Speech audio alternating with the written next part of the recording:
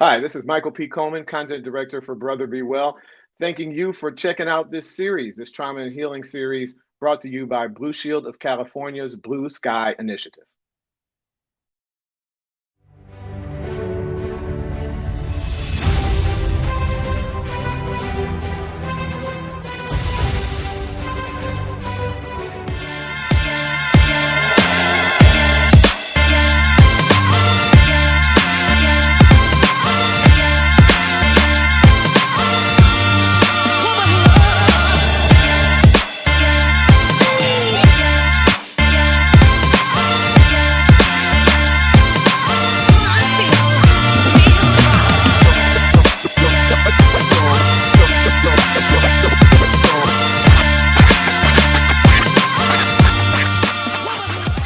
At 17, as I recall, your mother, who had escaped your father and escaped and left Vietnam to come to the United States. At 17, she sent for you, and you came to the United States to live initially with your mother.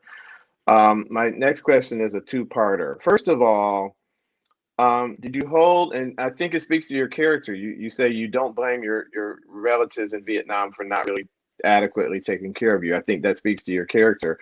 I'm wondering, did you hold any resentment towards your mother? At she was clearly fearful of your father. She escaped to get out of there, but she left her 6-month-old child there.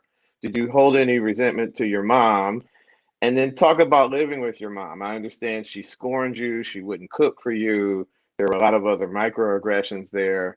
Talk about that period and tell our Brother Be Well audience why you were 17 at that point, so you certainly weren't an adult, but you were getting close. Why did you put up with that, having finally made it out of that environment that clearly wasn't feeding you, for lack of a better word, in Vietnam? Yeah, I think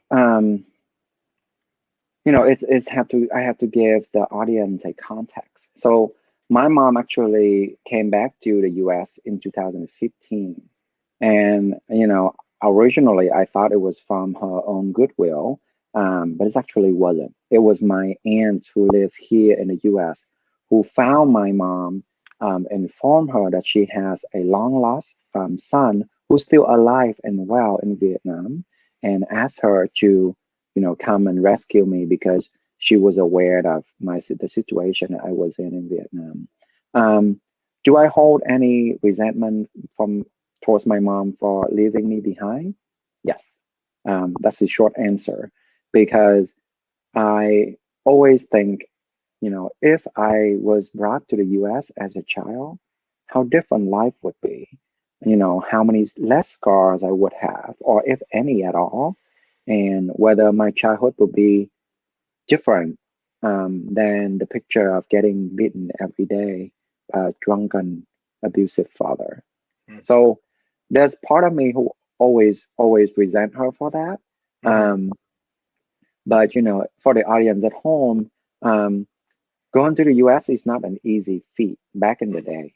It's not a migration process where it was legal. A lot of time there's illegal immigrants that arrive to the United States.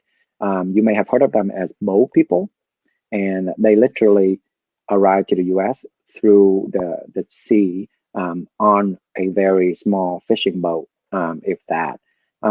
So many of them die in the process and did not make it here to the United States. So I think my mom was giving me that, as an excuse as of why she didn't bring me with her because she was afraid I would not make it.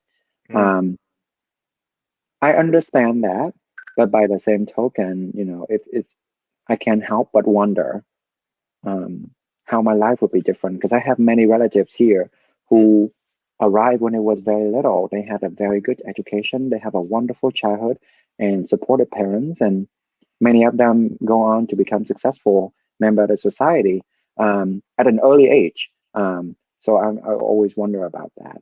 Um, as far as living with my mom, um, it was a very brief affair, if you can call it that. Um, it took 2 years for the paperwork to go through where, my mom was putting through the process to, bring me here to United States. By the time that everything was completed, I was 17. So arrived to the United States as a senior in high school in Vietnam. Mm, Um, the feeling is ecstatic. That's the word that comes to mind. I felt like $1 million, and giving the audience back home a little bit of background.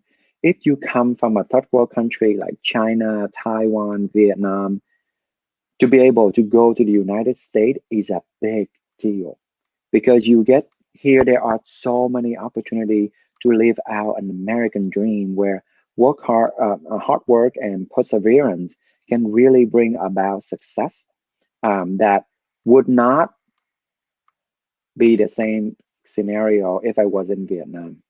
I mhm. would still work hard and would still persevere, but the opportunities there are different because of the cultural structure, because of the economical structure, and because of the way that the country works. And I'll spare you the details on that, but it's very political. Mm. Um, and coming to the United States, when I got that ticket in my hand, I just could not believe what I was seeing. Wow. Walking on that plane, I felt like a new man. I won Wow. the lottery. This is it. This is it.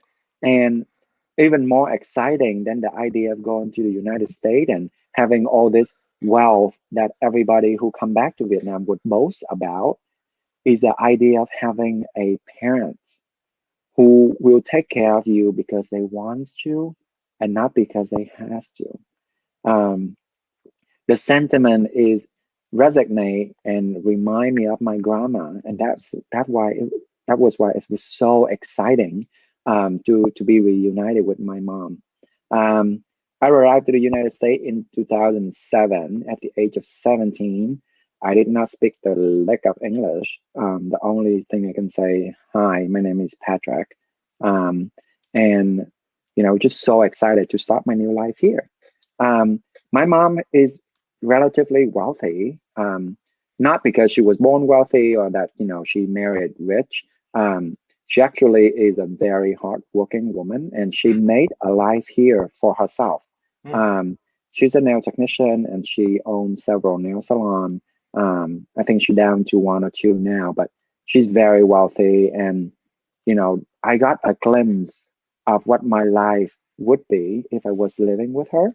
mhm. So I'm quite excited to start my life with her. Um, but it's a very short-lived affair, and she did not give me the nurturing environment that I yearned so many years for and cry for so many nights, wishing I could have, and being jealous, looking at my friends and even in my own family, my cousin, and looking how their parents treat them. I wish someone would treat me that way or look at me lovingly the way that their parents look at my cousin, Mm. and it was quite a disappointment. And I appreciate you again, sir, being so transparent in talking about that disappointment.